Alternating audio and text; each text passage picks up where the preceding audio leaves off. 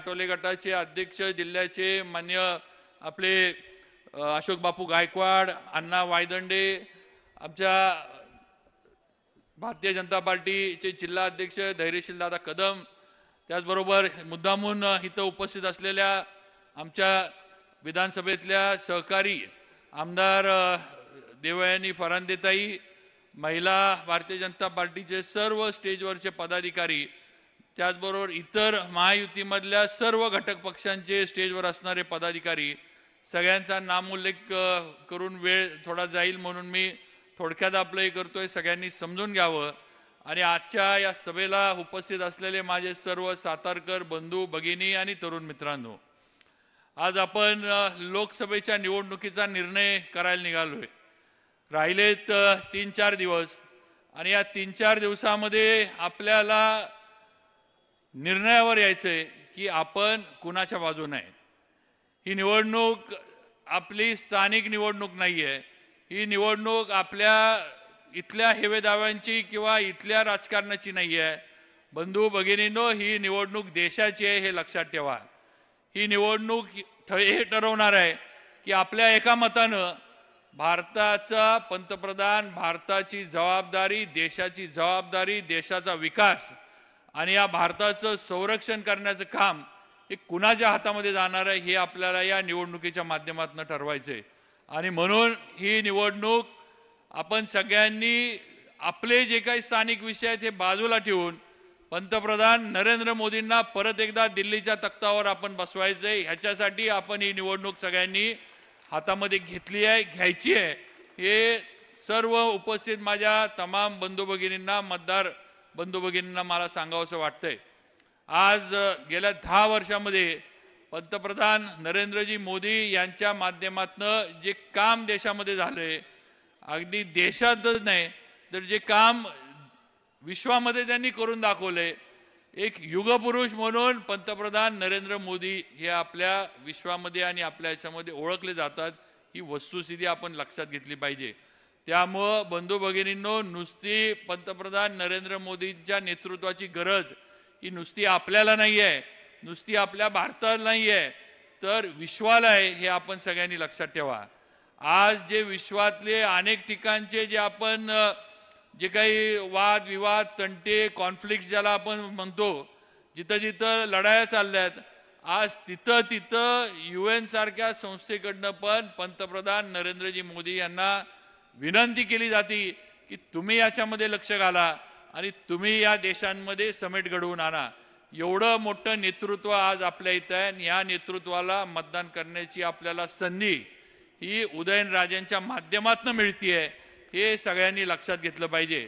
आपण थेट पंतप्रधानांना मतदान इथनं करू शकत नाहीत, आपले ते उमेदवार नाहीत म्हणून, पण उदयनराजेंना मत द्यायचं, कमळाला मत द्यायचं म्हणजे पंतप्रधान नरेंद्र मोदी यांना मत द्यायचं, हे आपण सगळ्यांनी लक्षात घेतलं पाहिजे.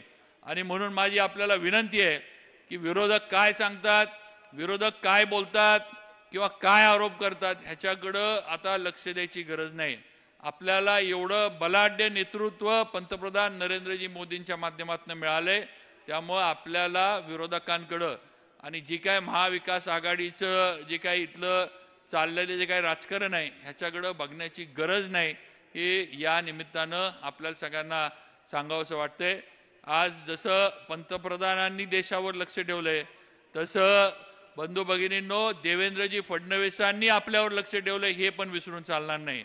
आज या आपल्या महाराष्ट्राच्या नेत्यानं, या तरुण नेतृत्वानं आपल्याला भरभरून देण्याचा निर्णय किंवा भरभरून देण्याचं काम केलंय, हे सगळ्यांनी लक्षात ठेवा. आज आपल्या इथं नगरपालिकेच्या माध्यमातून होणारी कामं, आज आपल्या अगदी जो कासचा रस्ता एवढा आपण आता सगळेजण जे आता सातारकर म्हणून प्रेमात आहे सगळे त्या रस्त्याच्या, तो असेल. आपल्या अजिंक्यतारा जी आपल्या सातारची अस्मिता आहे, जी आपल्या सातारची ओळख आहे, त्या अजिंक्यताऱ्याचा रस्ता असेल, किंवा आपल्या सगळ्यांसाठी म्हणजे शहरामध्ये तर कोट्यावधीचा निधी फडणवीस साहेबांनी आपल्याला दिला, हे आपण लक्षात घ्या. म्हणून आता वेळ आलेली आहे की आता इकडं तिकडं बघायचं नाही. आता एकमेव निर्णय, कमळ आणि कमळासमोरचं बटन दाबायचं आणि महायुतीला विजयी करायचं. बाकी जास्त इथं बोलण्यापेक्षा आपल्याला खरं म्हणजे फडणवीस साहेबांचं ऐकायचं आहे. फडणवीस साहेबांचे विचार काय आहेत, फडणवीस साहेब देवेंद्रजी आपल्यासाठी काय करू इच्छितात हे आपल्याला सगळ्यांना खरं म्हणजे ऐकायचं आहे. पण मी आज आपल्या सर्वांच्या वतीनं इथं माझे नेते देवेंद्रजी फडणवीस यांना शब्द देतो की साहेब, या सातारा जावळी मतदारसंघातनं मोठ्या मताधिक्यानं आम्ही उदयनराजांना मताधिक्य देऊन निवडून देऊ. आपण टाकलेला विश्वास आम्ही 100% सार्थ करून दाखवू. हा शब्द माझ्या सातारकरांच्या वतीनं, जावळीकरांच्या वतीनं मी देऊ इच्छितो. साहेब, दोन्ही तालुके हे इतिहासामध्ये नोंद असणारे तालुके आहेत आणि इथल्या शब्दाला किंमत आहे हे आपण लक्षात ठेवा.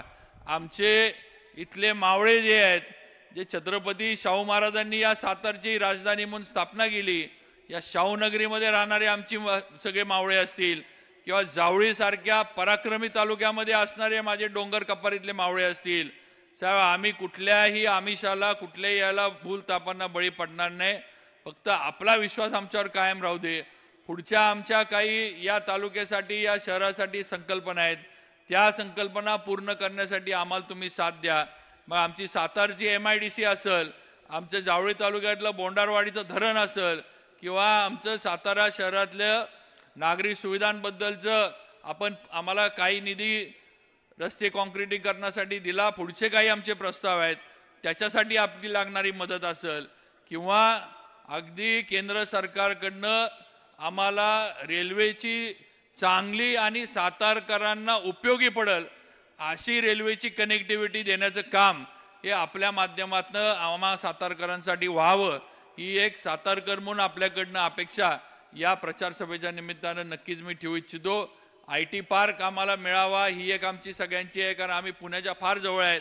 आज आमची मुलं मुली इथून शिकतात आणि पुण्याला जाऊन नोकऱ्या करतात. आज त्यांचे आई वडील साताऱ्यात राहतात आणि आई वडिलांना हे वाटतं की आपली मुलं जवळ असावीत. पण आम्ही थोडं मागं पडलो, आम्ही थोडं कमी पडलो म्हणा, पण आम्हाला आता न्याय आपल्या माध्यमातून सातारकरांना या बाबतीमध्ये मिळाला पाहिजे. हे अगदी प्रामाणिकपणे या ठिकाणी आपल्यासमोर मांडायचं किंवा मान्य करावं लागेल. त्यामुळं त्याच्यामध्ये आपण लक्ष घालावं. याचा उल्लेख महेशदादांनी केला की पाणी खटाव मान सारख्या दुष्काळी तालुक्यांना दिलं. साहेब, आमच्याच लोकांनी त्याग करून खटाव मानला पाणी दिलं. आज आमचा सातारा तालुका हा त्याग करणारा तालुका आहे. एकीकडं आमचं जावळीमध्ये कनेर धरण झालं, त्याचं पाणी सांगलीला गेलं. दुसरीकडं आमच्याकडं उरमोडीचं धरण झालं, साहेब त्याचं पाणी खटाव मानला गेलं. पण आम्हाला वाईट वाटत नाही, आम्हाला समाधान आहे की आमच्या दुष्काळी तालुक्यातल्या भावंडांना आमच्या इथलं पाणी देऊन त्यांना आम्ही कुठंतरी चांगल्या ह्याच्यामध्ये आणू शकलो, ह्याचा नक्कीच आम्हाला अभिमान आहे. आणि म्हणून कैलासवासी भाऊसाहेब महाराजांचा इथं उल्लेख करणं गरजेचं आहे, कारण त्यांनी हा प्रकल्प खऱ्या अर्थानं मार्गी लावला. साहेब, आमची दुसरी एक विनंती आहे की काही आमचा सातारा तालुक्यातला भागसुद्धा वंचित राहिला आहे, काही आमचा सातारा तालुक्यातला भागसुद्धा पाण्यापासून बाजूला राहिला आहे. त्यामुळे याच्या बाबतीत सुद्धा आपल्या माध्यमातून आमच्या लावंगर योजनेचा पुढं निर्णय असेल किंवा इतर आमच्या योजनांचे निर्णय असेल साताऱ्यातली, ते आपण लावून द्यावं आणि आम्हाला खऱ्या अर्थानं न्याय द्यावा. आम्ही कायम आपल्याबरोबर आहोत. या तालुक्याला निष्ठा ठेवणं आणि निष्ठा पाळणं ही सवय या तालुक्याला कायम आहे. हा तालुका आणि या तालुक्यातला मतदार कधी दगाफटका करून कुठेही गेला नाही आणि आज सुद्धा भारतीय जनता पार्टीच्या मागं आणि आपल्या मागं या तालुक्यातला मतदार, या भूमीतला मतदार, या विधानसभा मतदारसंघातला मतदार हा 100% राहील, हे आपल्याला या ठिकाणी खात्री देतो. माझं आपल्याला सगळ्यांना विनंती आहे की महाविकास आघाडीकडनं जो प्रचार चालतो ह्याच्याकडं लक्ष देऊ नका. आज त्यांचं एकच आहे की आपल्याला गोंधळामध्ये टाकून द्यायचं.